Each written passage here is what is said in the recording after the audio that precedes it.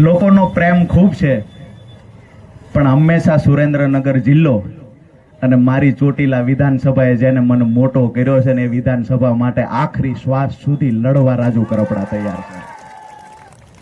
સિંચાઈના પાણી માટે આવનાર સમયમાં લડાઈ આપણે લડવાની છે. આપણા બાળકો કોઈના ગુલામ ના બને, આપણા બાળકો જગતના બાપના દીકરાઓ કોઈના કારખાનાના મજૂર ના બને. આ લડાઈ આપણે લડવાની છે. મારી પૂર્ણ તૈયારી છે. તમને પણ પૂછું છું, તમારી તૈયારી છે હા કે ના?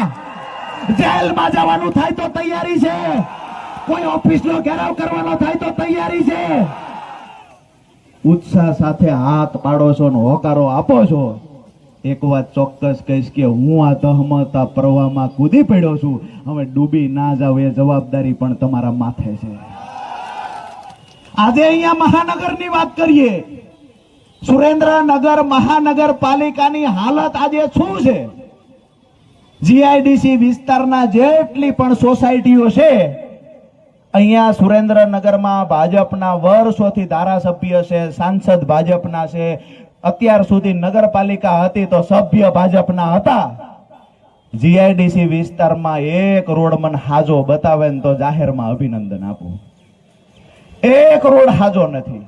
પીવાનું પાણી ટાઈમે આવતું નથી. જો પાણી આવે તો ગંદકી વાળું આવે છે. રોડ પરની વાત કરીએ તો ચોમાસામાં પાણી ભરાઈ જાય છે. તમામ સોસાયટીઓમાં પાણી ઘૂસી જાય, ઘરમાં પાણી ઘૂસી જાય. લોકો રજૂઆત કરવા જાય, કમલેશભાઈ કોટેચા હોય કે અમૃતભાઈ મકવાણા હોય, રજૂઆત કરવા જાય, એને તો ભાજપના નેતાનો હાથો બની અમુક અધિકારીઓ જે છે, જેમ ગોપાલભાઈએ કીધું કે નીચેના અધિકારીઓ તો ખૂબ સારા છે, પણ ઓલા 3 તારોડિયા પછીના જે અધિકારી છે ને એને મેડલ લેવા છે. મેડલ એ લોકોને લેવા છે. અને એને પણ કહીએ છીએ દેખાવમાં ખેડૂત છીએ, ખેડૂતના દીકરા છીએ. ફેશનની વાતો કરતા નથી આવડતું, કરવી નથી.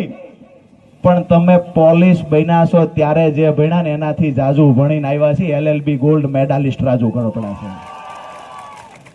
એટલે કોઈએ એવું એમમાં નહીં રહેવાનું કે અમે આમ કરીશું ને અમે મેડલ લેવા માટે ગમે તે કરશું ને ચલાવી લઈશું. આજે સુરેન્દ્રનગરના ટાંકી ચોકના આંગણેથી પ્રશાસનને પણ કહીએ છીએ કે આવનાર સમયમાં ક્યારેય કોઈએ મજબૂત વિપક્ષ નહીં જોયો હોય, એવો મજબૂત વિપક્ષ 2027માં સરકાર બને ત્યાં સુધી અમારા કાર્યકર્તા આમ આદમી પાર્ટી લડશે. કોઈ પણ લડાઈ લડવાની થાય લડશે. કોઈએ કોઈનો હાથો બનીને કામ ન કરે. વિનંતી છે કે એક એક ઘરે, ચાહે ગામડું હોય કે ચાહે વોર્ડ હોય, એક એક ઘરે જઈને હાથ જોડીને વિનંતી કરીને આપણો સંદેશ, વિસાવદરથી જે સંદેશ આવ્યો છે એ ઘરે ઘરે જો પહોંચાડીશું તો આવતા 6-8 મહિના પછી અહીંના જિલ્લા પંચાયતના પ્રમુખ અને મેયર, પહેલા મેયર આપણા હશે. દોસ્તો, આપણે એક ઇતિહાસ બનાવી શકીએ એમ છીએ કે આ મહાનગરપાલિકા બન્યા પછી પહેલી ચૂંટણી છે. સુરેન્દ્રનગરના ઇતિહાસનો પહેલો મેયર જો આમ આદમી પાર્ટીમાંથી બને તો તકતી ઉપર લખાઈ જાય કાયમ માટે. એટલે પહેલી જ વખત ખુરશી ઉપર બેહે માણસ ઈમાનદાર હોય, લોક પ્રેમી હોય એવી કોશિશ આપણે કરવાની છે. ચોરના પેટના આવીને પહેલી વાર બેહી જાય તો હલશે નહીં. એટલે દોસ્તો, આપણે ખૂબ મહેનત કરવાની છે. ભગવાન આપણને બળ આપે, ઈશ્વર આપણને શક્તિ આપે એવી પ્રાર્થના કરું છું. અમારા આગેવાન માનની ઈશુદાનભાઈ ગઢવી, માનની સાગરભાઈ રબારી, જ્વેલબેન, બધાનો હું ખૂબ ખૂબ હૃદયપૂર્વક આભાર વ્યક્ત કરું છું. અવાજ ઉઠાવે એમ નહોતું તે દિવસે રાજુભાઈ કરપડા સતત ખેડૂતો માટે લડતા આવ્યા છે. અને એ ખેડૂતો માટે લડતા લડતા અનેક વખત એમણે પોલીસના કેસનો, ખોટા કેસનો, જેલનો સામનો કરવો પડ્યો. પણ આપણે બધાએ સંકલ્પ લેવાનો છે કે રાજુભાઈ જેવા મજબૂત આગેવાનને આપણે જ્યારે જરૂર પડે, જ્યાં જરૂર પડે, જેટલી જરૂર પડે એટલો ટેકો કાયમ માટે આપતા રહીશું.